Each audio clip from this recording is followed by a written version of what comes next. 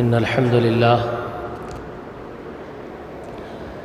لله نحمده ونستعينه ونستغفره ونعوذ بالله من شرور أنفسنا ومن سيئات أعمالنا من يهده الله فلا مضل له ومن يضلله فلا هادي له وأشهد أن لا إله إلا الله وحده لا شريك له وأشهد أن محمدًا عبده ورسوله أرسله بالحق بشيرا ونذيرا وداعيا إلى الله بإذنه وسراجا منيرا أما بعد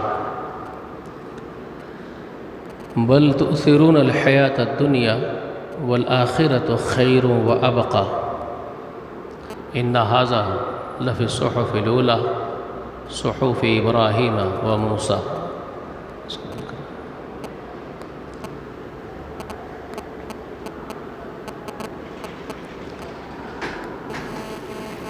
ہر قسم کی تعریف، حمد و ثنا، بڑائی و بزرگی اللہ جل جلالہ و جل شانہ کے لیے لائق ہے۔ درود و سلام ہو تمام انبیاء و تمام مرسلین پر، خصوصاً اللہ کی انگنت رحمتیں و برکتیں نازل ہو نبی آخر الزمان محمد رسول اللہ صلی اللہ علیہ وآلہ وسلم پر، السلام ہو آپ کے اہل بیت پر، السلام ہو آپ کے تمام متبعین پر۔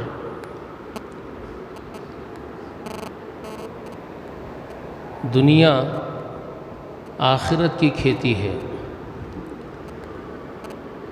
اسی موضوع پر گزشتہ مہینے سپٹمبر میں نے آپ کے بیچ میں خطاب کیا تھا، اسی کا تسلسل ہے۔ الدنیا و مزرعۃ الآخرہ، دنیا آخرت کی کھیتی ہے۔ رسول اللہ صلی اللہ علیہ وآلہ وسلم کی حدیث شریف میں رسول اللہ کا یہ بیان ہے۔ اللہ کے رسول صلی اللہ علیہ وآلہ وسلم نے جب اس دنیا کو آخرت کی کھیتی قرار دیا تو اپنے صحابہ کی، اپنے اہل بیت کی اور تمام اپنے صحابہ کرام کی تربیت بھی رسول اللہ نے اسی طرح سے فرمائی۔ ان کے اندر اللہ تعالیٰ نے اس یقین کو پختہ تر کر دیا تھا کہ دنیا آخرت کی کھیتی ہے۔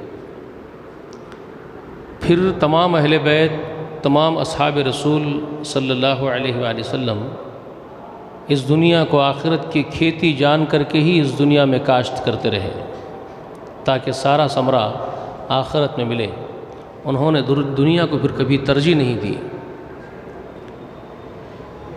میں نے آپ کے سامنے مسنونہ خطبہ کے بعد قرآن مقدس سے ایک آیت کریمہ کی تلاوت کی جو سورۃ الاعلیٰ میں ہے۔ رب اعلیٰ عظیم فرماتے ہیں، بلکہ تم لوگ دنیا کو ترجیح دیتے ہو جبکہ آخرت بہت بہتر ہے اور ہمیشہ باقی رہنے والی ہے۔ اور اسی بات کو اللہ نے سابقہ صحیفوں میں بھی اتارا تھا، یعنی ابراہیم علیہ السلام کے صحیفوں میں بھی اور موسیٰ کلیم اللہ علیہ السلام کے صحیفوں میں بھی یہ بات اللہ تعالیٰ نے نازل کی تھی کہ دنیا سے آخرت بہت بہتر ہے اور ہمیشہ باقی رہنے والی ہے، یعنی دنیا باقی رہنے والی نہیں ہے، دنیا فانی ہے۔ یہ حقیقت سمجھا دی اللہ تعالیٰ نے۔ اس ضمن میں گزشتہ میں نے بہت تفصیل کے ساتھ آپ کے سامنے کچھ باتیں رکھی۔ آج میں وہ بتاؤں گا کہ صحابہ اکرام اہل بیت کی زندگیاں کس طرح سے گزری ہیں، انہوں نے اس دنیا کو کس طرح استعمال کیا۔ یہ دنیا کو اللہ تعالیٰ نے قرآن مقدس میں متاع الغرور کہا۔ میں نے آپ کو گزشتہ سورۃ الحدید کی وہ آیت کریمہ بھی سنائی ہے، میں نے آپ کے سامنے سورہ آل عمران بھی سنایا، غالباً سورہ حدید کو بھی سنایا گزشتہ کے درس میں۔ آج پھر اس کو اگر دہراتا ہوں تو وقت نکل جاتا ہے، بات ادھوری رہ جاتی ہے۔ حوالے دے دیتا ہوں، سورہ آل عمران میں جو اللہ تعالیٰ نے ارشاد فرمایا، زُيِّنَ لِلنَّاسِ حُبُّ الشَّهَوَاتِ مِنَ النِّسَاءِ وَالْبَنِينَ وَالْقَنَاطِرِ الْمُقَنطَرَةِ مِنَ الذَّهَبِ وَالْفِضَّةِ، یہ وہ آیت کریمہ ہے جس میں اللہ تعالیٰ نے ہم انسانوں کو خبر دی کہ زمین کی پشت پر اللہ تعالیٰ نے جو محبتیں تمہارے لیے رکھی ہے، جو ساز و سامان تمہارے لیے رکھا ہے، یہ سب کچھ تمہارے آزمائش کے لیے ہے، ایک فتنہ ہے۔ یہ تم کو فتنے میں ڈالنے کے لیے ہے، تم کو آزمانے کے لیے ہے، کہ دیکھنا ہے کہ تم کیا کرتے ہو، اس طرف دوڑتے ہو یا ہماری طرف دوڑتے ہو۔ یہ تمہاری آزمائش کا سامان ہے۔ اس میں حب الشہوات، جو تمہارے نفسانی خواہشات اور لذتوں کا سامان ہے، تمہاری لذت جس سے وابستہ ہے نفس کی، من النساء والبنین والقناطر المقنطرۃ من الذهب والفضۃ، یہ سب کچھ عورتوں میں تمہارے لیے محبت رکھی گئی تو تمہاری آزمائش ہو رہی ہے۔ اولاد سے محبت تمہارے درمیان رکھی گئی، تمہارے دلوں میں رکھی گئی ہے تو وہ تمہاری آزمائش ہو رہی ہے۔ سونے چاندی کے خزانے، مال و متاع کی محبت، یہ تمہاری آزمائش کے لیے ہے۔ کھیتی باڑیوں کی محبت، باغیچوں کی محبت، سواریوں کی محبت، یہ ساری چیزیں تمہاری آزمائش کے لیے ہے۔ اور یاد رکھو واللہ عندہ حسن المآب، اللہ کے پاس جو ہے وہ ان تمام دنیاوی چیزوں سے بہت زیادہ بہتر ہے۔ یہ بات سورہ آل عمران کی آیت نمبر 14 میں اللہ تعالیٰ نے ارشاد فرمائی ہے۔ اسی طرح سے اللہ تبارک و تعالیٰ نے سورۃ الحدید میں فرمایا انما الحیات الدنیا اعلموا انما الحیات الدنیا لعب ولہو وزینۃ وتفاخر بینکم وتکاثر فی الاموال والاولاد کمثل غیث۔ یہ آیت کریمہ سورۃ الحدید کی 20 یا 21ویں آیت کریمہ ہے، جس میں اللہ تبارک و تعالیٰ ارشاد فرماتے ہیں کہ اچھی طریقے سے تم لوگ یہ بات جان لو لوگو کہ یہ دنیا کی زندگی، اس کے ساز و سامان، اس کی زینت، اس کی آسائش و زیبائش، یہ کھیل اور تماشے سے بڑھ کے نہیں ہے۔ یہ کھیل تماشا ہے۔ اس کی مثال اس بارش کی ہے کہ جس کے بعد لہلہاتی کھیتیاں اگتی ہے تو کسان جس نے کھیتی لگائی ہے وہ خوش اور باغ باغ ہو جاتا ہے، مگر پھر وہی کھیتی اس کی پیلی پڑ جاتی ہے اور تم اس کو دیکھتے ہو کہ وہ زرد ہو جاتی ہے اور پھر سوکھ جاتی ہے، کچرا اور بھوس بن کے رہ جاتی ہے، کچھ نہیں بچتا۔ ایک وقت ہری ہونے کے بعد پیلی پڑتی ہے اور پھر اس کو تم کاٹ دیتے ہو، وہ زرد ہو جاتی ہے اور وہ سوکھ جاتی ہے، جانوروں کا چارہ بن جاتی ہے، بھوس بن جاتی ہے تمہاری کھیتی ساری کی ساری۔ ایک وقت آتا ہے اس پر۔ تو بالکل اس دنیا کی مثال وہی مثال ہے کہ آج تو بڑی تر و تازہ اور بڑی سجاوٹ کے ساتھ تمہارے دل کو آج جو ہے باغ باغ کر رہی ہے یہ دنیا تمہاری، جس پر تم آج اترا رہے ہو، للچا رہے ہو، اس پر مگن ہو، فخر محسوس کر رہے ہو کہ میرے پاس اتنا مال ہے، اتنا متاع ہے، میں اتنے پیسے والا ہوں، اتنا جاگیردار ہوں۔ یہ ساری چیزیں ایک دن ختم ہو جائے گی، کچھ نہیں بچے گا، یہ فنا کر دیا جائے گا۔ تو اس حقیقت کو اللہ تعالیٰ نے یاد دلایا سورۃ الحدید میں اور فرمایا کہ جان لو یہ جو دنیا کی زندگی ہے یہ کیا ہے؟ یہ متاع الغرور ہے، یہ دھوکے کا سامان ہے۔ سامان کہا اس کو متاع، اور آپ جانتے ہیں متاع کس کو کہتے ہیں عربی زبان میں؟ لغت العربیہ میں متاع کا لفظ استعمال کب کیا گیا تھا جانتے ہیں؟ برتن چولہے پہ سے اتارنے کے لیے جو کپڑے کا استعمال کرتے ہیں، چولہے پہ گرم برتن ہو جاتا ہے تو اس کو پکڑ نہیں سکتے نا گرم کو، تو آپ اس کو اتارنے کے لیے ایک کپڑے کا سہارا لیتے ہیں، اس کپڑے کو، ایک چندی کو آپ استعمال کرتے ہیں اور اس کے بعد اس کو آپ بازو پھینک دیتے ہیں۔ آپ کا کام ہو گیا، آپ نے برتن اتار دیا چولہے سے اس کپڑے کے ذریعے، پھر اس کو اٹھا کر کے بازو پھینک دیا۔ آپ اس پر کوئی فخر نہیں کرتے، اس کو نہیں سجاتے آپ اس کپڑے کو۔ تو بس متاع یہیں سے نکلا لفظ متاع لغت العربیہ میں، اور اللہ کے رسول نے اس دنیا کو، اور اللہ تعالیٰ نے خود قرآن مقدس میں سورۃ الحدید میں آپ سن رہے ہیں دنیا متاع الغرور، یہ دنیا متاع الغرور ہے، دھوکے کا سامان ہے۔ سامان متاع کہا اس کو، یعنی ایک ایسا کپڑا، ایک ایسی چندی ہے جس کو استعمال کرو اور پھینک دو۔ دنیا یہ ہے کہ یہاں اس کو استعمال کرو اپنے حسب ضرورت، تمہاری ضرورت پوری کر لو اس دنیا سے، بس اتنے کے لیے رکھو اس کو، اس کی اہمیت اس کپڑے سے، اس چندی سے بڑھ کے مت رکھو اپنے نزدیک۔ یہ رب کبریا نے اس کو متاع کہا اور اللہ کے رسول نے بھی اس کو متاع قرار دیا۔ ٹھیک ہے، صحابہ اکرام کو یہی تربیت رسول اللہ نے اسی طرح سے تربیت کی۔ چنانچہ حضرت عمر بن خطاب رضی اللہ تعالیٰ عنہ کے فرزند عبداللہ ابن عمر رضی اللہ تعالیٰ عنہما یہ خبر دیتے ہیں کہ اللہ کے رسول صلی اللہ علیہ وآلہ وسلم نے میرے کندھے کو پکڑا اور مجھ سے کہا، عبداللہ کن فی الدنیا کأنک غریب، عبداللہ دنیا میں ایسے زندگی گزار جیسے کہ تو ایک اجنبی اور مسافر ہے۔ غریب اجنبی کے لیے استعمال ہوتا ہے، انجانے کے لیے استعمال ہوتا ہے۔ اسی لیے آپ دیکھتے ہیں احادیث کی جو اصطلاحات ہیں جو محدثین نے لکھی ہے، تو محدثین بعض احادیث کو ھذا حدیث غریب بھی لکھتے ہیں کہ یہ حدیث غریب ہے سند کے اعتبار سے۔ تو سند غریب ہونے کا مطلب کیا ہوتا ہے جانتے ہیں؟ غریب کیوں کہتا ہے محدث؟ ایک محدث جو غریب کہتے ہیں کسی سند کو، تو اس کا مطلب یہ ہوتا ہے کہ یہ مشہور نہیں ہوئی ہے، معروف نہیں ہے، لوگ اس کو جانتے نہیں، اس کی سند کو بہت سے لوگ نہیں جانتے، انجانی صحت یہ سند ہے اس کی، تو اس کو کہتے ہیں ھذا حدیث غریب، یہ غریب ہے، انجانی ہے، یہ معروف نہیں ہے، اس کو نہیں جانتے لوگ، یہ مطلب ہے اس کا۔ تو عربی زبان میں غریب کا معنی ہے، اب ہمارے اردو میں غریب بولے تو کم پیسے والا، کم مال و متاع والے کو ہم لوگ ہمارے پاس ہمارے معاشرے میں غریب بولتے ہیں۔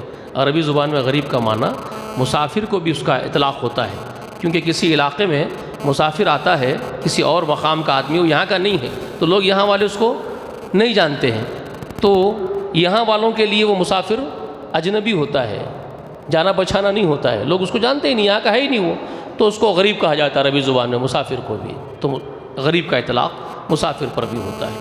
تو اللہ کے رسول صلی اللہ علیہ وسلم نے اپنے صحابی کو یہ بات کہی، ارشاد فرمائے، تربیت ہے رسول اللہ کی، عبداللہ کن فی الدنیا کأنک غریب، اس دنیا میں ایسے رہنا تو کہ ایک مسافر جیسا اجنبی ہوتا ہے کسی علاقے میں، اس کو کوئی نہیں جانتے، اور وہ جو مسافر ہوتا ہے کسی علاقے میں جہاں وہ سفر پر ہے، اجنبی ہے، تو وہ اس جگہ کو اپنے رہنے کی رہائش گاہ نہیں بنا لیتا، وہاں اپنا سارا سامان زندگی نہیں سجا لیتا، بلکہ وہ اس سے اتنا ہی تعلق رکھتا ہے اس ٹھہرے ہوئے اس جگہ، اس شہر سے، اس بستی سے، جتنے کی اس کے کھانے کی ضرورت کا استعمال وہاں سے کر لے۔ یعنی مسافر سفر کرتے ہوئے کسی علاقے سے گزر رہا ہو، اگر وہ اس کو بھوک لگی ہو تو وہ اس جگہ ٹھہرا، اس شہر میں، اجنبی ہے، تو وہاں کیا کرے گا؟ وہ زیادہ سے زیادہ کھانے کے لیے کسی ہوٹل سے، کسی دکان سے کھانا خریدے گا اپنے لیے، یا کوئی ضرورت کی چیز ہوگی، بیمار ہوگا دوا خریدے گا، سر میں درد ہو رہا تو دوا کھائے گا خرید کر کے، یا اس کی چپل ٹوٹ گئی ہوگی چپل خرید کے پہنے گا، یا کپڑا پھٹ گیا ہوگا کرتا تو کپڑا خرید کے پہنے، اس سے بڑھ کے تعلق رکھتا ہے وہ ایسا تو نہیں کرتا کہ ایک آدھے گھنٹے کے لیے جس علاقے میں ٹھہرا ہے اسی علاقے میں کھیت خرید لیا، اسی علاقے کی دکانیں خرید لیا، اسی علاقے میں حویلی بنا لیا، اسی علاقے، وہ تو کرے گا نہیں نا۔ آپ اس کو تو بولے کہ بے وقوف جاہل ہے کیا، آدھے گھنٹے کے لیے ٹھہرا ہے، تھوڑا ہی خریدے، کوئی خریدے گا ایسا؟ خرید فطرتاً بات ہے، نیچرلی بات ہے، وہ خریدتا ہی نہیں ہے، کیونکہ اس کو معلوم ہے کہ مجھے یہاں ٹھہرنا نہیں ہے، مجھے یہاں سے اپنے مقام پہ جانا ہے، تو وہ سارا انتظام اگر وہاں سے کوئی چیز خریدے گا بھی اس شہر سے، تو کہاں کے لیے خریدے گا؟ اپنے اصلی گھر کے لیے خریدے گا، جہاں اس کا اصل گھر ہے، وہ اپنے اس گھر کے لیے سجانے کی چیز بھی اگر اس کو دکھائی دے گی اس بازار میں، تو وہ سجانے کی چیز بھی اگر اس بازار سے خریدے گا جہاں وہ ٹھہرا ہے، تو وہ کس کے لیے خریدے گا؟ کہ لے جا کے اپنے اصل گھر میں مجھے لگانا ہے، تو اپنے اصل گھر کو سجانے کے لیے ہی اس بازار سے سامان بھی خریدے گا۔ یہ ہے مسافر کی نوعیت، کہ اس کا اس اجنبی شہر کا تعلق ایک مسافر خانے کے جیسا ہے جہاں سے اس کو گزر جانا ہے، تو وہ جو کچھ بھی ترجیح دے گا اپنے اصلی مکان کو ترجیح دے گا، جہاں جس مکان میں اس کو ہمیشہ زندگی گزارنی ہے، جہاں اس کا اپنا شہر ہے۔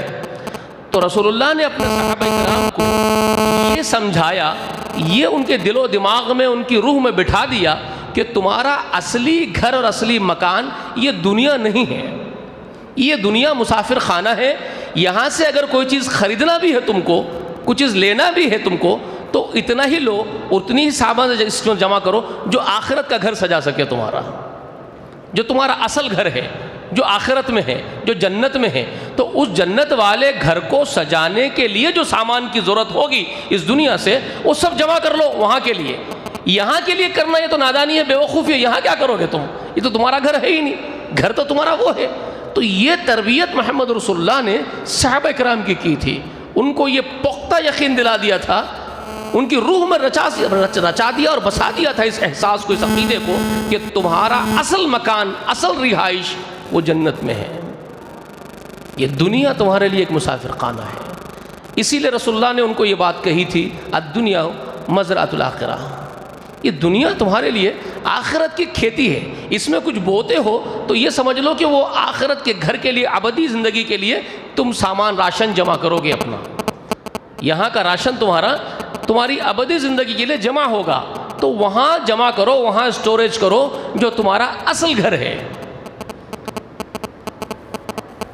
تو ان لوگوں کے دل و دماغ میں، ان کی روحوں میں یہ عقیدہ اتنا پختہ گھر کر گیا تھا صحابہ کرام کے، اللہ کی قسم انہوں نے ہمیشہ اس دنیا کو اتنی حقیر سمجھا ہے کہ اس میں رہنا صرف آخرت کے خاطر تھا ان کا۔ وہ اس میں جتنی زندگی گزارے، ان کے دن، ان کے رات، ان کے اوقات، ان کے لمحات بھی، ایک ایک پل بھی ان کا، وہ صرف استعمال کرتے تھے اس دنیا کا کہ آخرت سنورے اس کے ذریعے سے، جتنا ہو سکے وہاں جمع ہو جائے وہاں۔ اور وہ اس کے اتنے حریص تھے کہ اس کے لیے وہ کچھ بھی ایثار کر سکتے تھے، کچھ بھی قربان کر سکتے تھے، اپنی زندگی کا کوئی سامان بھی قربان کر سکتے تھے وہ آخرت کے خاطر، جنت کے گھر کے خاطر۔ اور ان کو رتی برابر اس کی تکلیف نہیں ہوتی تھی کہ میں نے کیا خرچ کر دیا ہے، شوق سے کرتے تھے، خوشی سے کرتے تھے، اور ایک دوسرے پر کمپٹیشن کر کے کرتے تھے، ایک دوسرے کے اوپر سبقت کر کے کرتے تھے۔ سبب کیا تھا؟ سمپل لاجک ہے، ان کی سوچ ہی یہ تھی کہ جو بھی یہاں دنیا میں کمانا ہے وہ آخرت کے لیے بھیجنا ہے، تو جتنا زیادہ جو بھیجے گا جنت کے لیے، اس کا جنت میں اتنا بڑا گھر ہوگا، وہ اتنا بڑا مالدار جنت کا بنے گا، جتنا زیادہ یہاں سے ثواب وہاں بھیجے گا۔ تو اس کے لیے وہ کمپٹیشن کرتے تھے، دنیا جمع کرنے کے لیے کمپٹیشن کبھی نہیں کرتے تھے، بلکہ ایک دوسرے سے زیادہ دنیا سے دور بھاگتے تھے۔ یہ دنیا سے بھاگ رہا ہے تو دوسرا صحابی اس سے زیادہ دنیا سے دور بھاگتا تھا کہ میں تجھ سے زیادہ اس سے بے نیاز ہوں۔ یہ ظاہر بھی کرتے تھے کہ دنیا کے معاملے میں جتنے تم بیزار ہو اس دنیا سے، میں تم سے کئی گنا زیادہ اس دنیا سے بیزار ہوں، یہ ظاہر کرتے تھے۔ اور جتنا تم آخرت کے لیے حریص ہو، یہ ظاہر کرتے تھے کہ میں تم سے زیادہ دنیا آخرت کے لیے حریص ہوں، جنت کے لیے حریص ہوں۔ یہ ان کے مزاج ہی بن گئے تھے، ان کی سوچ، ان کا لائف سٹائل ہی بن گیا تھا صحابہ کرام کا۔ اس کی مثالیں آپ کو صحابہ کرام کی پوری زندگی میں دیکھنے میں ملتی ہیں۔ آپ صحابہ کرام کو اگر مطالعہ کرتے ہیں، ان کی زندگیوں کا، ان کو دیکھتے ہیں، تو جو بات میں ایکسپلین کی ابھی آپ کے سامنے، جو ڈیفینیشن میں نے آپ کے سامنے رکھ دیا ہے ان کی زندگیوں کا، اگر آپ اس کو اسٹڈی کر کے دیکھیں گے، پڑھیں گے صحابہ کرام کی زندگیوں کو، تو جو چیز میں کہہ رہا ہوں آپ کو نمایاں نظر آئے گی، ایک دم واضح۔ کبھی بھی اگر آپ گھر جائیں گے تو آپ کھول لیجئے کسی صحابی کی سوانح حیات کھولیے،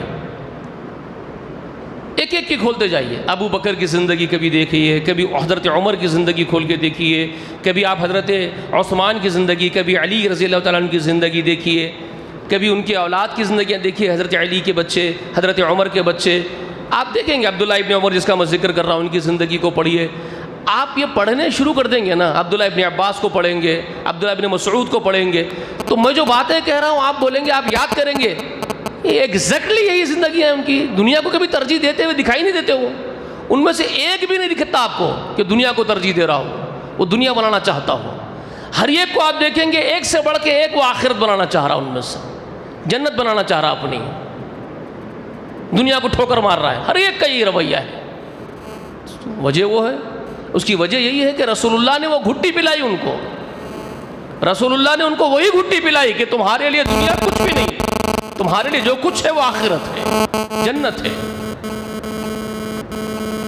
اب افسوس اس بات کا ہوتا ہے کہ دنیا کی زمین کی پشت پر جو ہم لوگ زندگی آج گزار رہے ہیں نا، ہم آدم کے بیٹے، ہم بلند بانگ دعوے کرتے ہیں، ہم میں سے ہر ایک کا دعویٰ یہ ہے کہ رسول اللہ سے، اہل بیت سے، صحابہ کرام سے ہم بہت زیادہ قریب لوگ ہیں، جبکہ ہم لوگ فرقوں میں بٹ گئے نا، ہم تو فرقوں میں ہیں، ٹولوں میں بٹے ہوئے، جماعتوں میں بٹے ہوئے ہیں، نظریات میں تقسیم ہیں، ہر ایک کا نظریہ الگ الگ ہے، ہم نظریات میں تقسیم ہیں، عقائد میں تقسیم ہیں، تو ہم تو بٹ گئے۔ اور جتنے بڑھ گئے ہیں ہمارا رویہ کیا ہے؟ دیکھیے ہمارے آقا جس وقت دعوت اسلام دے رہے تھے اس زمین کی پشت پر، آج سے 1450 برس پہلے ہمارے آقا جب اس زمین پر اللہ کے دین کا کام انجام دے رہے تھے تو اس وقت ایک ٹولہ تھا جو اپنے آپ کو اللہ کا بہت مقرب سمجھتا تھا. وہ ٹولہ، وہ گروہ جس کو اہل کتاب کہا جاتا ہے. یہودی اور نصرانی یہ دونوں بھی کتاب کی طرف، آسمانی کتاب کی طرف اپنے آپ کو منسوب کر کے اللہ رب کبریا کی محبت کی طرف اپنے آپ کو منسوب رکھتے تھے اور اللہ والے جانتے تھے اپنے آپ کو. اور ان کے دعووں کو اللہ نے خود قرآن میں بیان کیا. ان کے دعوے بہت بلند مانگ دعوے تھے. ان کے بلند مانگ دعووں میں کیا کیا باتیں تھیں جانتے ہیں؟ نحن ابناء اللہ واحباہ. قرآن مجید میں اللہ تعالیٰ فرما رہے ہیں وہ یہ کہتے تھے کہ ہم اللہ کے بیٹے ہیں، ہم اللہ کے چہیتے ہیں. اپنے آپ کو اللہ کی اولاد قرار دے لیتے تھے. اتنے بلند مانگ دعوے. ہم اللہ کے سب سے چہیتے ترین لوگ ہیں زمین کی پشت پر. جہنم ہمارا بال باقا نہیں کرنے والی ہے. کچھ روز سے زیادہ جہنم ہم کو چھو بھی نہیں سکتی ہے. ایسے بلند مانگ دعوے ان لوگوں کے تھے. بڑے فقریہ باتیں تھے نا. رب اعلی و عظیم پروردگار عالم نے ان کا ذکر کیا، رسول اللہ کو ان کے بارے میں خبر دی. کلو حزب بما لدیہم فرحون. وہ بھی ایسے ہی ٹولوں میں بٹے ہوئے تھے، فرقوں میں بٹے ہوئے تھے. ان کے پاس بھی کئی فرقے. یہودی نصرانیوں کو برداشت نہیں کرتے ہیں، نصرانی یہودیوں کو برداشت نہیں کرتے ہیں. پھر نصرانیوں میں بھی کتنے کی الگ الگ طبقات ہیں جی، ایک دوسرے کو برداشت نہیں کرتے ہیں. لیکن ان سب فرقوں کے اور جھگڑوں کے باوجود اور ان میں سونے پہ سہاگا، یہ بیچ میں مشرکان عرب بھی اپنی نسبت انبیاء کی طرف کرنے میں نبی ابراہیم علیہ السلام اور اسماعیل علیہ السلام کی طرف کر کے بڑے خوش تھے، خوش و خرم تھے اور مگن تھے. تو رب کبریا نے رسول اللہ کو اس بات کی خبر دیتے ہوئے قرآن مقدس میں فرمایا ہے، مقدس قرآن مجید میں کیا فرماتے ہیں؟ کلو حزب بما لدیہم فرحون. یہ جو فرقوں میں بٹے ہوئے ایک دوسرے کو قطر کے کھا لینے کے لیے تیار ہیں، ایک دوسرے کے خلاف دشمن بنے ہوئے ہیں، اور ان کا ترہ دیکھو ہے محمد رسول اللہ. کلو حزب، ان میں کی ہر جماعت، ہر ٹکڑا، ہر گروہ ان کا بما لدیہم فرحون، جو وہ اپنے لیے پسند کر کے اٹھا لیا ہے، خود ساختہ طے کر لیے اپنا دین، اپنا مسلک، اپنا ایمان. اور ان کا ترہ یہ ہے ہر ایک کا کہ جو کچھ ان کے پاس ہے وہ اس میں مگن اور فراحت کے ساتھ خوش و خرم ہے کہ ہم حق پر ہیں. رسول اللہ کو خبر دی اللہ تعالیٰ نے کہ ان نادانوں کو آپ دیکھتے ہو، نوٹس لو ان کو نوٹ کرو، آپ ان کا نوٹس لو. محمد رسول اللہ ہم آپ کو بتا رہے ہیں، خبر دے رہے ہیں کہ ان میں کا ہر فرقہ، ہر جماعت جس کے پاس جو ہے وہ اس میں بہت مگن ہے. افسوس کی بات ہے آج 1400 برس کے بعد محمد رسول اللہ کی امت بھی ایگزیکٹلی اسی مقام پر آ گئی ہے جس پر یہود و نصارہ تھے. آج ہم بھی اسی طرح کے ٹکڑے اور جماعتوں میں بٹ کر کے مگن ہیں، اترا رہے ہیں. اور جس جماعت کے پاس جو نظریہ ہے، جو عقیدہ ہے، جو کانسیپٹ ہے، وہ اس پر اتنا مگن ہے کہ وہ اپنے سوا سب کو کافر کہہ رہا ہے، وہ اپنے سوا سب کو گمراہ کہہ رہا ہے. ہر فرقہ یہ کہتا ہے کہ حق پر ہماری ہی جماعت ہے، باقی سب گمراہ ہیں. یہ ہمارا بھی رویہ ہے جو ایگزیکٹلی اس وقت یہودیوں کا اور نصرانیوں کا رویہ تھا، کچھ کم نہیں ہے اس سے. اور سب کی نسبتیں جا کر کے رکھتے ہیں، ٹیک لگاتے ہیں رسول اللہ اور صحابہ کرام پر. ہر ایک کو آپ دیکھیں گے، ہر جماعت والا یہ آپ کے سامنے دعویٰ کر رہا ہے کہ ہمارا جو ہے عقیدہ، ہمارا مسلک، ہمارا نظریہ وہ رسول اللہ کا اور صحابہ کا نظریہ ہے.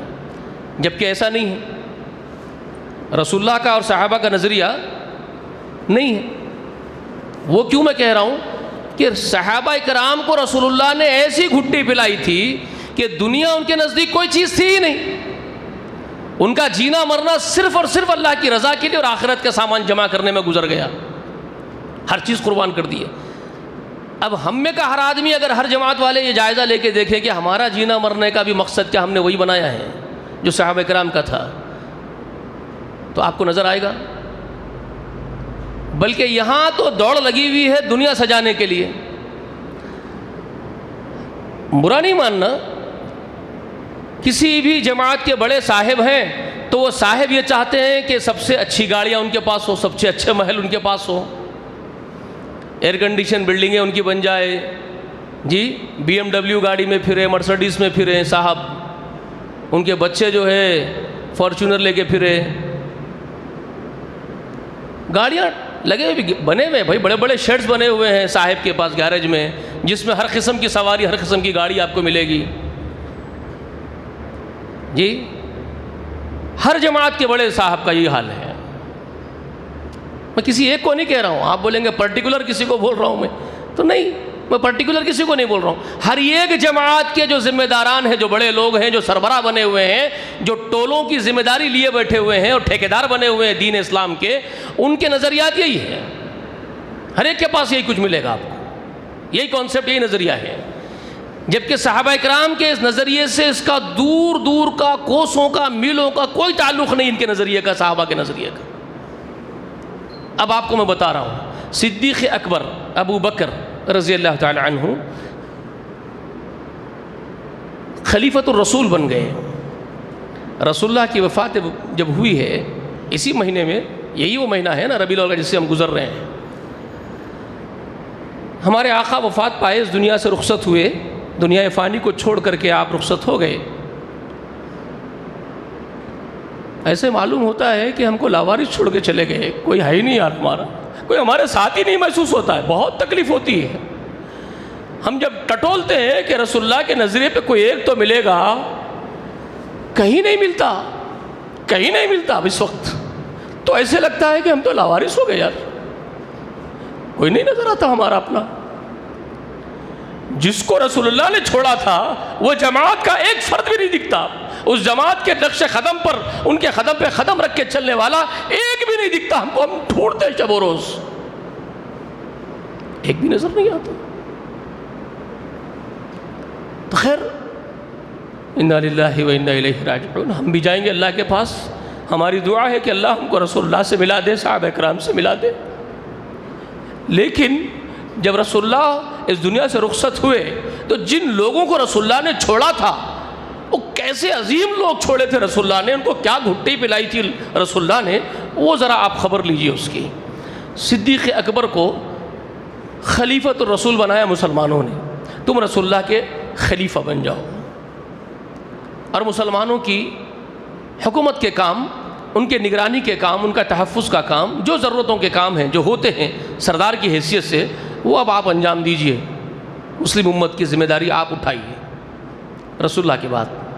تو رسول اللہ کا خلیفہ بن جانا، اب ذرا سوچئے، رسول اللہ کی حیات مبارکہ میں بڑی بڑی سلطنتیں زیر اسلام آ گئی تھی، معلوم ہے آپ کو، تاریخ پڑھ لیجئے کبھی اٹھا کر کے، میں سب نہیں بول سکتا آپ کو، بڑے بڑے بادشاہ اپنی رعایا کے سمیت اسلام میں داخل ہو گئے تھے رسول اللہ کی حیات مبارکہ میں، اسلام پھیل گیا تھا، بڑے بڑے مقامات رسول اللہ صلی اللہ علیہ وسلم کے زیر نگرانی آ گئے تھے، اسلام بہت پھیل گیا تھا۔ جس وقت آپ صلی اللہ علیہ وسلم آخری خطبہ ارشاد فرما رہے تھے، حجت وداع کا خطبہ، 1.25 لاکھ صحابہ تھے، 1 2 نہیں، 1000 2000 نہیں، 10,000 20,000 نہیں، 50,000 نہیں، 1.25 لاکھ، 1,25,000 کے قریب صحابہ کرام۔ ذرا غور کیجئے، پیچھے انبیاء کی جماعت، رسول اللہ سے پہلے اس دنیا میں جو انبیاء کو اللہ نے بھیجا ہے، ان کا نمبرز کیا ہے جانتے ہیں؟ کتنے کوانٹٹی میں بھیجے ہیں؟ 1,24,000، 1.25 لاکھ کی تعداد انبیاء کی ہے جو رسول اللہ صلی اللہ علیہ وسلم سے پہلے اس زمین پر تشریف لائے ہیں۔ رسول اللہ کو ان سب کے اوپر چوٹی پر فائز کیا، 1.25 لاکھ انبیاء کے اس مشن کے چوٹی پر، پروجیکٹ کے رسول اللہ کو رکھا سب سے اوپر، اور اس کے بعد سامنے جس وقت آپ اس دنیا سے رخصت ہو رہے ہیں، تو جب آپ خطاب کر رہے ہیں حجت وداع کے دن، تو 1.25 لاکھ صحابہ کرام، 1.25 لاکھ انبیاء پیچھے، 1.25 لاکھ صحابہ سامنے، یعنی انبیاء کے ہی مماثل نقش قدم پر چلنے والی ایک جماعت، انبیاء کے نقش قدم پر قدم رکھنے والی ایک 1.25 لاکھ کی جماعت، اللہ نے 1.25 لاکھ صحابہ سامنے رکھ دیے تھے ان کے، رسول اللہ کے۔ سوچئے کیا حکمت ہے اللہ کی اس میں۔ تو وہ 1.25 لاکھ میں سب سے چوٹی پر فائز جو 1.25 لاکھ صحابہ ہے، ان میں سب سے بڑے مقام والا، سب سے اونچے مرتبے والا شخص صدیق اکبر ابو بکر رضی اللہ تعالی عنہ ہے۔ ان کو سب مل کر کے خلیفہ بنائے۔ اب وہ خلیفہ بنے. ذرا سوچو، اتنے بڑی مسلمانوں کی جماعت جس میں بادشاہ بھی آ گئے، شاہان عجم بھی شامل ہو گئے ہیں. کیا کرنا چاہیے تھا اس بڑے خلیفہ کو؟ اپنا پارلیمنٹری ہاؤس بنا لینا چاہیے تھا، ایک اپنا راج بھون بنا لینا چاہیے تھا، قلعے بنا لینے چاہیے تھے بڑے بڑے. اس کو ایک راج گدی بنانی چاہیے تھی، سنہاسن جس پر وہ براجمان ہوتا. جی، اپنے سنہاسن پر براجمان ہوتا، وہ بادشاہ کی طرح بیٹھتا اور حکومت کرتا. مگر اس کی زندگی آپ دیکھو، جو خلیفہ رسول بنا، مسلمانوں کا خلیفہ بنا ہے، کپڑوں کا گٹھلا کندھے پہ اٹھا کے بازار میں جا کے بیچ کے آ رہا ہے اور بچوں کو کھانا کھلا رہا ہے.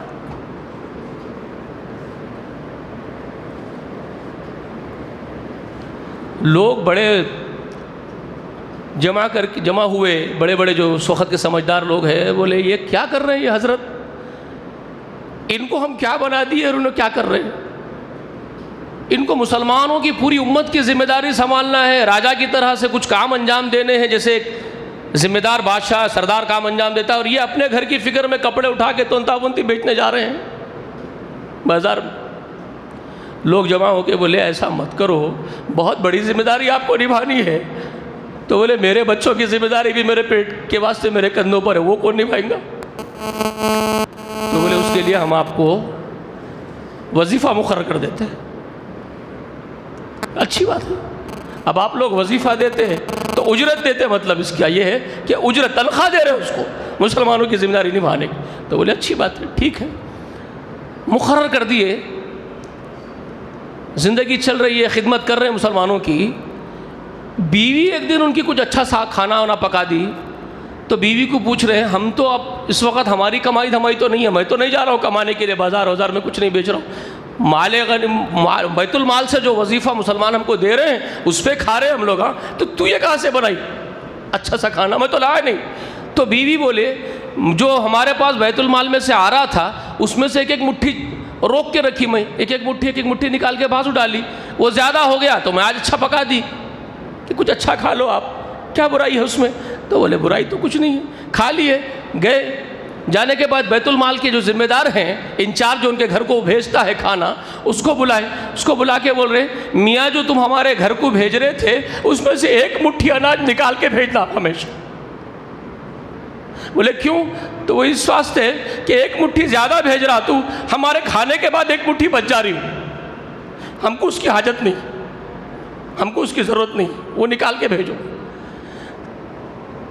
سمجھ رہے ہیں کیا پلایا رسول اللہ نے ان کو؟ کیا گھٹی ڈالی تھی ان کے اندر؟ یہ تھے وہ. ان کا انتقال ہو رہا تھا جس دن، اور وہ دن کیا تھا جانتے ہیں؟ تاریخ وریخ معلوم ہے آپ لوگوں کو؟ نہیں معلوم ہے. جمادی الاخر کی 22 تاریخ تھی جس دن یہ وفات پائے. تو جمادی الاخر کے مہینے کی 22 تاریخ کے دن صبح حضرت عائشہ سے اور دوسرے لوگوں سے پوچھ رہے ہیں. حضرت عائشہ سے پوچھتے، بولتے ان کو، بیٹی کو. عائشہ رو رہے ابا کی بیماری کی وجہ سے، پریشان، پورا گھر پریشان ہے، کنبہ پریشان ہے، بہت بیمار ہے. زہر کا اثر تھا وہ جو ان کے اوپر کام کر گیا تھا، وہ تفصیل کبھی بتاؤں گا میں آپ کو انشاءاللہ. شہید ہے وہ بھی انشاءاللہ اللہ کے پاس، ان کو زہر دیا گیا تھا. تو آپ اس وقت لوگوں سے پوچھے اور اپنی بیٹی سے بول رہے ہیں کہ بیٹی، رسول اللہ کو انتقال کے دن کتنے کپڑوں میں کفنایا گیا تھا؟ تو بیٹی بولے حضرت عائشہ ابا جان 3 کپڑے استعمال کیے گئے تھے رسول اللہ کے لیے. تو بولے میرے کو بھی 3 کپڑے استعمال کرنا. اور کیا بول رہے ہیں؟ 2 کپڑے ہیں میرے رکھے ہوئے، زعفران کے دھبے وغیرہ ہے اس کے اوپر، بیٹے ان کو دھو لے کے صاف کر لو، اور ایک چھوٹا سا کپڑا نیا خرید لو. بیٹی کا دل چیخ پڑا، چیخ کے بولے ابا ہم اتنے کے گزرے بھی نہیں ہے کہ آپ کے لیے نیا کپڑا نہیں خرید سکے کفن کے لیے. آپ ایسا مت کہیے کہ ہمارے حالات خراب ضرور ہوں گے، اتنے بھی نہیں ہے کہ کپڑا ابا کے لیے کفن کا کپڑا نیا خرید سکے، ایسے بھی نہیں ہے.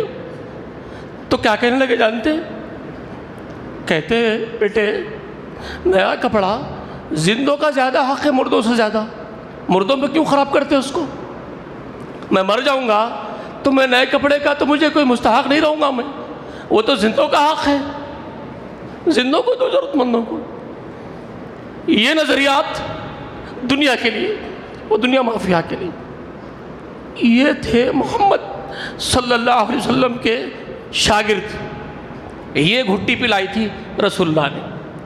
ان کے بعد خلیفہ بنا وہ عظیم شخصیت حضرت عمر. ان کی زندگی آپ دیکھیے، 6 بر اعظم فتح کر لیا، 6 بر اعظم پر جھنڈے گاڑ دیا. اللہ اکبر. زندگی کا کیا حال ہے. فتوحات سے ڈر کے، فتوحات چو طرف فتوحات، جہاں فوج بھیج رہے ہیں فتح ہو جا رہی ہے.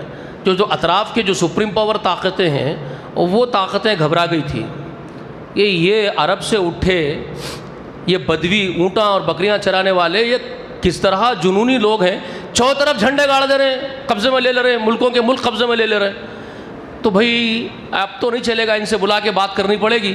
تو ایک یزدی اپنا قاصد، یعنی یونائٹڈ فرنٹ جس کو کہتے ہیں، UNO، متحدہ،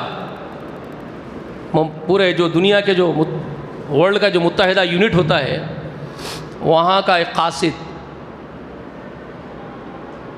بھیجا ہے مدینے کو.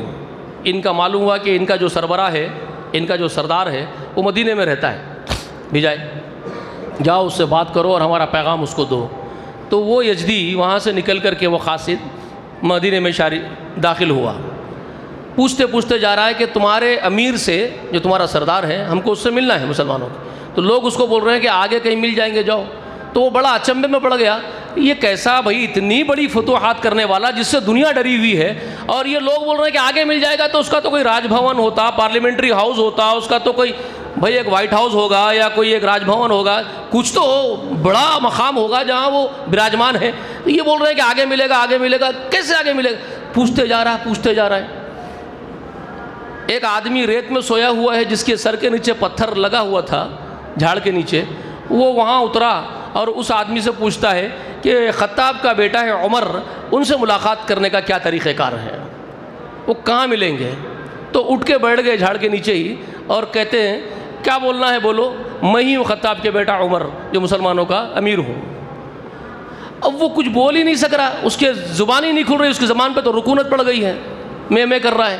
بولے کیا بات کروں میں تم سے، تم وہ فاتح ہو جو ساری دنیا فتح کر رہے ہو، تمہاری نگرانی میں فوجیں کام کر رہی ہے، اور تمہارا حال یہ ہے کہ تم ریت میں پڑے ہوئے، جھاڑ کے نیچے، سر کے نیچے پتھر لگائے ہوئے، پرانے ایسا کپڑا پہن کر کے لیٹے ہوئے جس میں پیبند لگے، پیچس ہے. تو تم سے میں کیا بات کروں؟ اب اس کی کچھ پڑھ ہی نہیں پڑی بات کہ بات کیا کروں اس سے میں. وہ سوچ رہا ہے کہ میں اس کو لالچ دوں تو اس کی حالت دیکھ رہا ہوں، اس کو لالچ ہی نہیں ہے کسی چیز کی. اس کو میں ڈراؤں، موت کا خوف دوں تو اس کو کوئی موت کا خوف نہیں، بنداس پڑا ہوا یہ تو اس سے بات کیا کروں میں؟ اس کو کچھ سمجھ میں نہیں آیا. وہ اپنا جو نوٹس لکھنا ہے، جو کچھ لکھنا تھا اس کا اسٹیٹمنٹ وہ لکھ لیا، ان سے بات کرا اور پھر وہاں سے اٹھا اور اپنے یونائٹڈ فرنٹ کو چلے گیا. وہاں جا کر کے وہ اقوام متحدہ کو جو اپنی رپورٹ کر رہا ہے، رپورٹ پیش کر رہا ہے، کیا رپورٹ ہے وہاں کی میری، تو وہ رپورٹ میں یہ لکھ کے دیا وہ کہ تم اس کا بال باقا نہیں کر سکتے ہو، تم سب مل کر کے اپنی اپنی سلطنتیں چھوڑ کے ان لوگوں کے حوالے کر دینے، اپنے سلطنت کو سرنڈر ہو جانے کے لیے تیار ہو جاؤ. رپورٹنگ میں لکھ دیا ہو تم تیار ہو جاؤ کہ اپنی سلطنتیں ان کے سپرد تم کو کرنی ہے، کیونکہ تم ان کا کچھ نہیں بگاڑ سکتے. اس قوم کو نہ موت کا خوف ہے نہ دنیا کا لالچ ہے. میں ان کے امیر سے ملا ہوں، ان کے سردار سے، جس کی حالت یہ ہے کہ وہ ریت میں جھاڑ کے نیچے پتھر کے اوپر سو رہا ہے، اس کو کسی قسم کا ڈر اور خوف نہیں. تم اس قوم کا کچھ نہیں بگاڑ سکتے. یہ زندگی گزار رہی ہے وہ قوم جس سے دنیا خوف زدہ ڈر رہی ہے، کانپ رہی ہے. آپ دیکھ لیجئے اپنی زندگی، آپ سے کون ڈرتا ہے زمین کی پشت پر؟ آپ سب سے ڈرتے ہیں، آپ سب سے ڈرتے ہیں، ہر ایک سے. آپ سے کوئی نہیں ڈرتا. کیوں؟ کیونکہ آپ وہ نہیں ہیں جو عمر تھے، آپ وہ نہیں ہیں جو ابوبکر تھے، آپ وہ نہیں جو عثمان تھے. ان کی زندگی عجیب تھی صاحب، کھانے کو کھانے نہیں تھے. ابو طلحہ انصاری رضی اللہ تعالی عنہ، قرآن مقدس میں سورۃ البقرہ میں آیت مبارکہ نازل ہوئی ہے. اللہ تبارک و تعالیٰ نے ان کی تعریفیں کی۔ واقعہ یہ ہے اس کے پس منظر میں، غالباً آیت نمبر 137 سورۃ البقرہ کی ہے، جس میں اللہ تعالیٰ نے صحابہ اکرام کے ایمان کی مثال دی۔ فَإِنْ آمَنُوا بِمِثْلِ مَا آمَنْتُمْ بِهِ فَقَدْ اهْتَدَوْا والی آیت مبارکہ، جس کے اخیر میں اللہ تبارک و تعالیٰ نے ان کے بارے میں فرمایا کہ یہ لوگ اپنی جانوں پر دوسروں کو ترجیح دیتے ہیں، زندگی اس طرح کی گزارتے ہیں۔ تو حضرت عثمان کی زندگی کے بارے میں بتا رہا ہوں میں آپ کو کہ ان جیسا ایمان اگر تم لوگ لے آتے ہو، عوام الناس سے اللہ تعالیٰ فرماتے ہیں سورۃ البقرہ میں، اگر تم ان کے جیسا ایمان لے آتے ہو تو شاید تم ہدایت یافتہ ہو جاؤ۔ اس آیت مبارکہ کے آخر میں اللہ تعالیٰ نے ایک بات رسول اللہ کے لیے ارشاد فرمائی ہے، فَسَيَكْفِيكَهُمُ اللَّهُ وَهُوَ السَّمِيعُ الْعَلِيمُ، اللہ تیرے لیے کافی ہوگا ان کے مقابلے میں، یعنی تیرے دشمنوں کے مقابلے میں اللہ کافی ہوگا۔ تو حضرت عثمان ابن عفان رضی اللہ تعالی عنہ کیا کیا کیے معلوم ہے؟ آپ جانتے ہیں زندگی میں کیا کیا زندگی گزارے ہوں۔ جب بھی رسول اللہ نے آواز دی کسی بھی صدقے کے لیے، اسلام کی مدد کے لیے، امداد کے لیے، اللہ کے دین کی امداد کے لیے، سب سے آگے رہنے والی شخصیت یہ حضرت عثمان تھی، سب سے آگے۔ جنگ تبوک میں غالباً رسول اللہ صلی اللہ علیہ وسلم نے ایک ہی جگہ پر بار بار آخرت کی دہائی دی اور جنت کی بشارت کے ساتھ تحریض دلائی، یعنی ان کو ایک قسم کا جنت میں ملنے والی نعمتوں کی حرص ان کے اندر پیدا کی، صحابہ کے اندر۔ کون ہے جو اللہ کے لیے خرچ کرے اپنا مال؟ تو کتنے بار کھڑے ہوئے حضرت عثمان، ایک ہی جگہ کھڑے ہو کر کے تاریخ دان لکھتے ہیں کہ 700 اونٹ ایک بار بار جب بھی رسول اللہ بول رہے ہیں کون ہے جو اللہ کے لیے کھڑا ہوگا، عثمان کھڑے ہو رہے ہیں، اللہ کے رسول میں ہوں، اور مال دیتے جا رہے ہیں۔ 700 اونٹ مع مال و متاع کے ایک ہی جگہ کھڑے ہو کر کے اللہ کے لیے قربان کر دیے۔ رسول اللہ کو کہنا پڑا بس عثمان بس کر دے، رک جا آپ، اور کسی کو کھڑے ہونے دے۔ بار بار کھڑا ہوتا ہے اور سب کچھ لٹا دیا ہے۔ آج کے بعد اگر تو کوئی عمل بھی نہیں کرے گا عثمان، تیرا کوئی نقصان ہی نہیں ہے، اللہ نے جنت میں تیرا مقام لکھ دیا ہے۔ وہ عثمان جس کو رسول اللہ نے ایسی بشارت دی، آج کے بعد اگر تو کوئی عمل ہی نہ کرے، بس یہیں پر بھی ختم کر دے اور ساری زندگی بے عمل بھی گزار لے، تب بھی تیرا نقصان نہیں ہے، جنت تیرے لیے اللہ نے لکھ دی ہے۔ ایسی خبر کسی کو مل جائے، اس کے تو وارے نیارے ہو گئے۔ اب کیا گد بنے گی ذرا سوچیے، ہم جیسے اگر ہوتے تو۔ وہ عثمان اس کے بعد بھی پوری زندگی قربان کرتا رہا اپنی ہر چیز، یہ کہنے کے بعد بھی۔ جی آج بحر روما کا جو مدینے میں باغیچہ ہے، جو بولی ہے، جو ٹرسٹ بنا ہوا ہے، آپ کو معلوم ہے آج بھی حکومت میں، سعودی عرب کی حکومت میں بینک میں حضرت عثمان کے نام کا بینک اکاؤنٹ ہے۔ لوگوں کو معلوم ہے کہ نہیں معلوم؟ مجھے نہیں معلوم۔ عثمان ابن عفان کے نام سے بینک اکاؤنٹ ہے آج بھی، اور سارا جو باغ کا ٹرسٹ کا جتنی املاک ہے، اس کے ٹرسٹ کے احاطے میں جتنی املاک ہے، جس کنویں کو خرید کر کے ہبا کیا تھا مسلمانوں کے لیے حضرت عثمان نے، اس کا باغیچہ، اس کے کھجوروں کے پیسے، اس کے ہر چیز حضرت عثمان کے اکاؤنٹ میں جاتی ہے، اور وہاں سے غریب غربا مساکین میں تقسیم ہوتے رہتی ہے۔ اب بھی چل رہا ہے صدقہ، اب بھی حضرت عمر کا، اس کے طفیل میں آج بھی بے شمار لوگ جی رہے ہیں، آج بھی۔ وہ عثمان لوگوں کو معلوم نہیں، شہید ہوئے جس نے مسلمانوں کے لیے بحر روما کو صدقہ کر دیا، جس کے نام کا ٹرسٹ ہے، آج تک بھی اس کے نام پر کھا رہے لوگ، انہی کا دیا ہوا پانی، انہی کا بنا ہوا باغیچہ۔ 40 دن تک پانی بند کر دیے عثمان پہ، ایک گھونٹ پانی نہیں دیے دنیا والے۔ مسجد نبوی کی توسیع کے لیے رسول اللہ نے پکار کے کہا تھا، کون ہے جو میری اس بنائی ہوئی مسجد کے توسیع کرے، اس کو ذرا پھیلائے، لوگوں کے لیے تنگ پڑ رہی ہے۔ عثمان کھڑے ہوئے، سارا خرچ خود برداشت کیا، پوری مسجد کی توسیع کی۔ وہ مسجد میں 2 رکعت نماز نہیں پڑھنے دی ہے مسلمان، نفل نماز نہیں پڑھنے دی عثمان کو، مسلمان نہیں پڑھنے دیے بھائی، جو بلوائی اپنے آپ کو مسلمان کہتے تھے۔ دوسروں کی تو بات نہیں کرتا میں، آپ کو معلوم ہوگا کہ انسان کیسے ہوتے ہیں، خیر خواہوں کی کتنی قدر کرتے ہیں، آپ کو اس سے اندازہ ہوگا خیر خواہوں کی قدر انسان کتنی کرتے ہیں۔ اس زمانے میں اگر یہ تھے لوگ تو آج کیا لوگ ہوں گے؟ سوچ لیجئے اپنے خیر خواہوں کے ساتھ کیا سلوک کریں گے۔ ایک آدمی ممبر پہ آ کے آپ کی خیر خواہی کرے گا تو اس کو توقع نہیں ہونے چاہیے اس ممبر پہ آنے والے کو کہ لوگ اس کے ساتھ بھی خیر خواہی کا معاملہ کریں گے. جب حضرت عثمان کے ساتھ نہیں کیا گیا تو میں اور آپ کس کھیت کی مولی ہیں؟ تو حضرت عثمان نے لوگوں کو پوچھا. 40ویں دن جب پیاس سے بے ساختہ تڑپ اٹھے, پانی نہیں دے رہے, حضرت علی لا کر کے پلا رہے ہیں. قربان جائیے علی پر, ان کی اولاد پر, حضرت حسن پر, حسین پر. کیا لوگ تھے. حضرت علی کے گھر کا پورا نگرانی حضرت علی اپنے 2 بیٹوں کو لے کر کے کر رہے رضی اللہ تعالیٰ عنہ. جو بن پڑے خدمت کر رہے حضرت عثمان کی. اپنے بچوں کو سیکیورٹی گارڈ کی طرح ان کے دروازوں پر رات دن کھڑے کر دیے, بیٹے نگرانی کرنا, کوئی دشمن نہ آنے پائے حضرت عثمان کے پاس. دونوں بیٹے حضرت حسن اور حسین راتوں کی نیند قربان کر کے چچا عثمان کی حفاظت کے لیے ٹھہرے ہوئے سپاہیوں کی طرح سے. کیسے لوگ تھے آپ سوچ نہیں سکتے.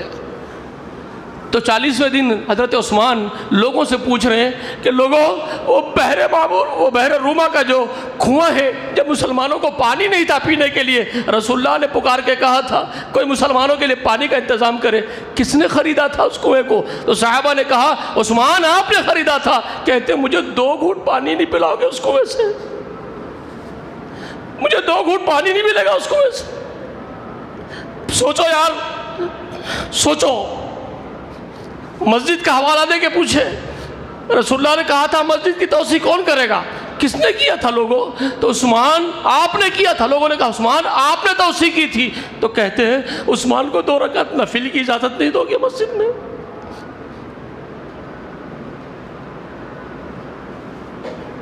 شہید کر دیے. جب اوپر سے بات پوچھے لوگوں سے اور لوگ یہ جواب دیے تو اللہ کی طرف اللہ کو گواہ بنا دی, اللہ تو میرے لیے کافی ہے. اتر کے نیچے آئے, نماز پڑھ لی اپنے گھر میں, قرآن پڑھتے ہوئے بیٹھ گئے, اور دشمن گھر میں کود کے آئے پچھلے کی دیوار سے. سامنے سے نہیں آ سکتے تھے, علی کے دونوں شیر وہاں پر ٹھہرے ہوئے تھے, حسن حسین پیچھے سے کود کے آئے, آ کر کے حضرت عثمان کو شہید کر دیے. خون کے چھینٹے اڑے ہیں, قرآن پڑھ رہے تھے. یہی آیت مبارکہ ہے فَسَيَكْفِيكَهُمُ اللَّهُ وَهُوَ السَّمِيعُ الْعَلِيمُ والی. اس آیت مبارکہ پر جا کر کے خون کے چھینٹے گرے. آج بھی وہی آیت پر خون کے چھینٹے آج بھی میوزیم کے اندر موجود ہے, جس آیت میں یہ لکھا ہے فَسَيَكْفِيكَهُمُ اللَّهُ, اللہ تیرے لیے کافی ہو جائے گا ان لوگوں کے مقابلے میں. اللہ سے محبت کر. رسول اللہ کو کہا تھا, اللہ نے قرآن میں وہی جگہ چھینٹے اڑے ہیں عثمان کے, آج بھی موجود ہے. اس طرح قربانیاں دی, اس طرح قربانیاں دی وہ لوگ. اور بے شمار صحابہ کرام کی زندگیاں ہیں جنہوں نے اللہ کے لیے جینا اور مرنے کو ہی ترجیح دی ہے. پورے صحابہ کرام کا یہی حال ہے, ان میں سے کوئی بھی ایسا نہیں. تمام انصار اور تمام مہاجرین اپنی زندگیاں پوری کی پوری اللہ کے دین کے لیے وقف کر دیے تھے. وہ صرف جیتے تھے اللہ کے لیے اور مرتے تھے اللہ کے لیے. تو وہ دنیا کو آخرت کی کھیتی بنا کے رکھے ہوئے تھے, دنیا کو ترجیح کبھی نہیں دیتے تھے. اور بہت سی باتیں ہیں, وقت اجازت نہیں دیا, میں کچھ نہیں کہہ سکتا ہوں, اور بہت ہے کچھ کہنے کے لیے. اگر آپ چاہیں تو اس کے بعد بھی وہ آنے والے جمعے کو اس کا 3rd حصہ, تیسرا حصہ رکھ لوں. میں آپ کو بتاؤں کہ صحابہ کرام اور کس کس طرح زندگی گزارے ہیں, اور صحابہ بھی دوسرے صحابہ کی زندگیوں کے بارے میں بتاؤں آپ کو, تاکہ دنیا کی حقیقت ہمارے سامنے کھل کے سامنے آ جائے. ہم کتنی ترجیح دے رہے ہیں اس دنیا کو, اس کے لیے مر جا رہے ہیں, اس دنیا کے لیے مرے جا رہے ہیں. اسی دنیا کے خاطر بیٹا باپ کی عزت نہیں کر رہا ہے, اسی دنیا کے خاطر بھائی کا بھائی دشمن بنا ہوا, جانی دشمن بنا ہوا ہے. بہنوں میں اور بھائیوں میں دشمنیوں کے بیج بوئے جا رہے ہیں اسی دنیا کی دولت کے لیے. اسی دولت کے لیے چچا اور بھتیجا دشمن بنے ہوئے ہیں, ماموں اور بھانجے دشمن بنے ہوئے ہیں, خاندان اور قبیلوں میں لڑائیاں ہیں اسی حقیر دنیا کے لیے. جبکہ یہ بات سب کو معلوم ہے کہ جس دن آگ بند ہو جائے گی یہ دنیا میرا ساتھ چھوڑ دے گی, میں اکیلا جاؤں گا اپنی قبر میں اور حشر میں اکیلا کھڑا رہوں گا. اس کے باوجود ہمارا حال یہ ہے کہ اس دنیا کے لیے ایک دوسرے کے خون کے پیاسے ہیں. تو ہم صحابہ کرام سے کیا نسبت رکھتے ہیں, کیا نسبت ہے ہماری صحابہ کرام سے؟ جبکہ دعوے بلند مانگ کر رہے ہیں. ہر جماعت والا کہہ رہا ہے کہ ہمارا تعلق صحابہ سے, ہمارا تعلق صحابہ سے. ہر ایک جماعت والے کو پوچھو تو وہ یہی کہتا ہے کہ ہمارا تعلق تو رسول اللہ اور صحابہ کی جماعت سے ہے, ہم ہی جماعت حقہ ہے. اللہ کی قسم اپنا اپنا جائزہ لیں تو پتہ چلے گا ہم کدھر ہے, صحابہ کرام کدھر تھے اور ہم کہاں ہیں. تو اللہ سے میں دعا کرتا ہوں کہ اللہ کہنے سے سننے سے زیادہ ہم سب کو عمل کرنے کی توفیق عنایت فرمائے۔ اللہ ہم کو آخرت کے لیے جینے والے بنائے، اللہ سے اس کے رسول سے بے پناہ محبت کرنے والے بنائے، صحابہ کرام سے محبت کرنے والے بنائے، صحابہ کرام کے نقش قدم پر چلنے کی اللہ ہم کو توفیق عنایت فرمائے، اہل بیت سے محبت کرنے، اہل بیت کے نقش قدم پر چلنے کی اللہ ہم کو توفیق نصیب فرمائے۔ اہل بیت کوئی معمولی گھرانہ نہیں ہے، وہ رسول اللہ کا گھرانہ ہے۔ ہماری نسبتیں اگر ان سے ہوں تو ہمارے اعمال بھی ان جیسے ہوں، صحابہ اکرام کی طرف نسبتیں اگر ہوں تو ان جیسے اعمال بھی ہمارے ہوں، جس میں سچائی و صداقت ہو تو شاید اللہ ہم سے راضی ہوں۔ اللہ سے دعا ہے کہ اللہ تعالی ہم کو حق بات بولنے اور حق بات سننے اور حق پر چلنے کی توفیق عنایت فرمائے، آمین یا رب العالمین۔ وآخر الدعوانا الحمد للہ رب العالمین۔